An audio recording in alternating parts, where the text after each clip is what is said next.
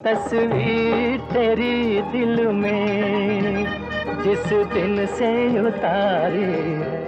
लता जी और मोहम्मद रफ़ी की आवाज़ में ये सदाबहार गाना आपने सुन रखा होगा, मगर शायद आपको ये नहीं मालूम कि 1961 में फिल्म माया का यह गाना गाते हुए लता जी ने मोहम्मद रफ़ी को न सिर्फ नीचा दिखाया था, बल्कि मौसीकार सिरल चौधरी के साथ मिलकर मोहम्मद रफ़ी को तजलील का निशाना भी बना डाला था। सिरल चौधरी वही थे जो रफ़ी साहब के बारे में कहा करते थे कि ये गुलकार नहीं है। मोहम्मद रफ़ी की जिंदगी का यह मुश्किल तरीन गाना था जो 11 रीटेक्स के बाद रिकॉर्ड हुआ था। इससे पहले मोहम्मद रफ़ी को इतनी मुशक्कत नहीं करनी पड़ी थी। इस गाने का एक सहर और असर था, मगर यह गाना जिन हालात में बनाया गया वो हालात समझौता करने के थे और मजबूरी के आलम में उसको रिकॉर्ड कर लिया गया था। इसमें मोहम्मद रफ़ी अपने जिन जज्बात को गाने में शामिल करना चाहते थे वो इसमें नाकाम रहे थे, जबकि इस गाने की बेहतरीन सिचुएशंस का क्रेडिट लता जी को दिया गया था। सिरल चौधरी ने भी इस गाने में अपना पूरा फन लगा दिया था और इस गाने में सिंगर्स की रूहों का रचाव मांग रहे थे वो। सिरल चौधरी की पेचीदा धुन पर मजरू सुल्तानपुरी का ये लिखा हुआ गाना कोई आम गाना न था।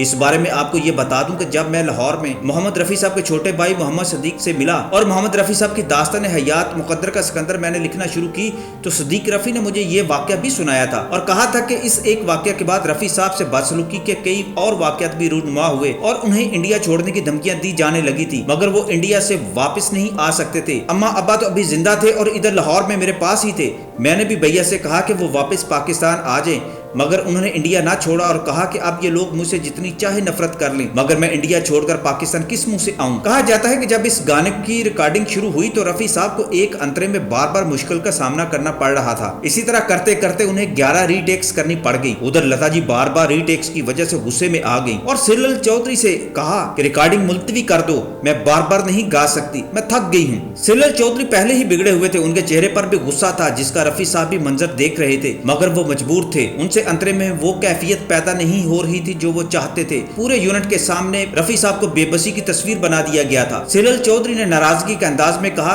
एक कोशिश और कर लेते हैं, और इस तरह 12वीं मरतबा गीत रिकॉर्ड हुआ, मगर इस बार गाना सिरल चौधरी के मंशा के मुताबिक रिकॉर्ड ना हुआ था। उन्होंने रफ़ी साहब से कहा कि आपको रियाज करना चाहिए। रफ़ी साहब को यह गहरी चोट लगाई थी उन्होंने, मगर वो खामोश हो गए। लता जी को तो इस गीत की कैफियत संभालने में काफी आसानी थी, क्योंकि वो 1 साल पहले भी यही धुन पर बंगाली में गाना रिकॉर्ड करवा चुकी थी और इसका उन्हें काफी तजुर्बा था। इस गाने की रिकॉर्डिंग तो हो गई, मगर रिकॉर्डिंग में पेश आने वाले वाकया को हवा मिल गई और मीडिया ने शोर मचाना शुरू कर दिया कि आज लता जी ने रफ़ी साहब को नीचा दिखा दिया है। वो गाने में उनसे आगे आगे थी और रफ़ी साहब आज गा ही नहीं सके। किसी टॉप सिंगर के लिए ये अल्फाज तौहीन से कम नहीं होते। रफ़ी साहब ने सुना तो उन्हें बहुत दुख हुआ।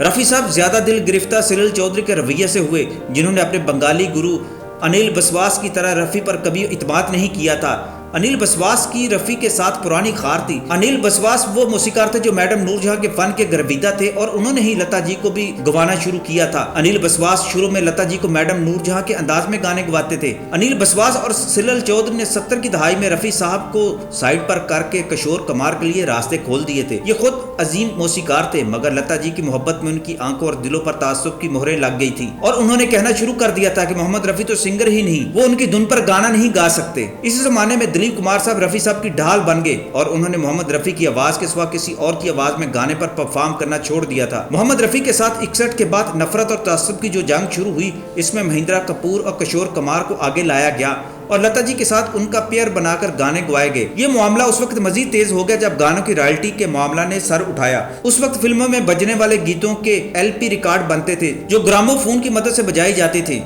जिस कदर LP रिकॉर्ड बिकते उसका 10% फिल्म के प्रोड्यूसर को दिया जाता था। 50 की दहाई के आखिर में नौशाद, श्री रामचंद्र और शंकर जयकिशन और OP नैयर ऐसे मौसीकारों ने अपने काम और नाम की वजह से फिल्म से प्रोड्यूसरों को मजबूर करके 10 में से 5% रकम अपने लिए मुख्तस करवा ली थी। इस दौर में बॉलीवुड पर रफ़ी और लता की आवाज का जादू सर चढ़कर बोल रहा था। दोनों के रिकॉर्ड जबरदस्त मकबूल होते थे। लता को ख्याल आया, हमारी आवाज का रिज़्क प्रोड्यूसर और मौसीकार क्यों खा रहे हैं और हम खामोश क्यों हैं। लता जी ने मुकेश, तलत और गीता दत्त को अलग अलग मुलाकात करके अपना हमनुमा बना लिया और कहा कि हमें 2.5% रॉयल्टी लेनी चाहिए। सब ने इसकी तायद की, मगर जब यह मामला शरीफ और कनात पसंद मोहम्मद रफ़ी के सामने रखा गया तो उन्होंने कहा, जब हम अपनी मर्जी का मुआवजा लेकर गाते हैं तो इसके बाद हमारा इस गीत से कोई ताल्लुक नहीं।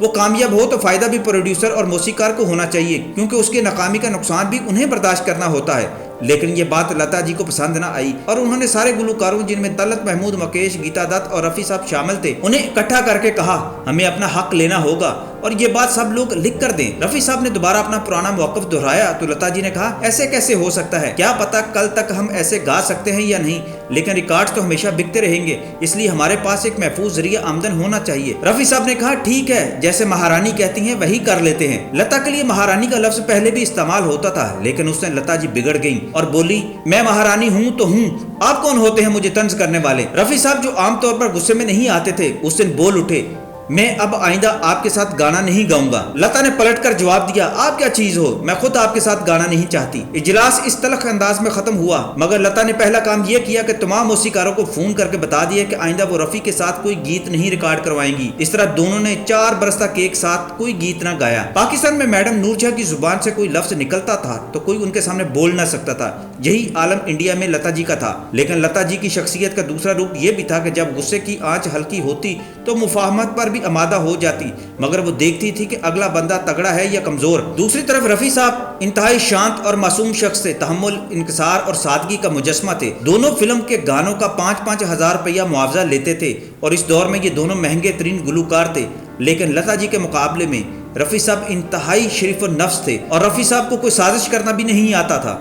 लता जी के हुक्म पर मौसीकारों ने भी मोहम्मद रफ़ी साहब के खिलाफ ऐसा मुहाज गर्म कर दिया कि अगले कई साल तक रफ़ी साहब कोई फिल्म फेयर अवार्ड न जीत सके और हर अवार्ड लता जी को ही मिलता रहा। ताहम रफ़ी साहब ने भी बिलाखिर खम ठोंक लिए और फिर मुसलसल 4 साल तक फिल्म फेयर अवार्ड जीते। जिन 4 सालों में रफ़ी और लता जी ने एक साथ सुर से सुर नहीं मिलाए, उनमें सुमन कल्याणपुर और महेंद्र कपूर की खूब लॉटरी निकली। रफ़ी या लता में से 2 गाने के लिए एक को लिया जाता और दूसरे की जगह सुमन या महेंद्रपुर करते थे। जब शंकर जयकिशन एक फिल्म पलकों की छांव में बना रहे थे और उसकी मौसीकी की तरतीब दे रहे थे तो शंकर जयकिशन ने लता जी से कहा, ये गीत आपके साथ रफ़ी साहब गाते तो मजा आ जाता, इसकी टोन ही कुछ और होती, उठान ही कुछ और होती। ये सुना तो लता जी ने कहा, बुला लें उन्हें, अगर वो आपके कहने पर माफी मांग लें तो मैं गा लूंगी उनके साथ। शंकर जयकिशन ने कहा, वाकई आप मिलकर गाने को तैयार हैं उनके साथ? लता जी ने कहा, हाँ, मगर वो माफी मांगे तो। जयकिशन भागम भाग रफ़ी साहब के घर पहुंचे और उनसे हाथ जोड़कर विनती की। रफ़ी साहब ने दूसरी बात किए बगैर रजामंदी जाहिर कर दी और इस तरह तनाजे के बाद ये पहला गीत रिकॉर्ड हुआ।